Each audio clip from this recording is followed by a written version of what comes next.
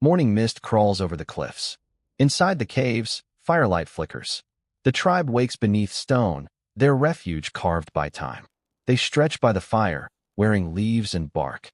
Bone bracelets clink as they prepare tools for the hunt. The day begins in silence. Spears of bone in hand, they move through dripping vines. Eyes sharp, muscles tense. Each step part of a ritual older than words. Flames rise in the cave. Meat roasts, shadows dance. They eat together, faces glowing, their laughter swallowed by the walls. A woman shapes a blade from bone. Another weaves feathers into rope. Creation and survival blend beneath steady hands. The elder paints their hunt in red clay. His strokes tell who lived, who fed, who endured. The tribe sleeps. A lone guard stands by the fire, watching eyes glint beyond the dark. Dawn breaks again. Smoke fades, but their stories remain, written on walls that never die.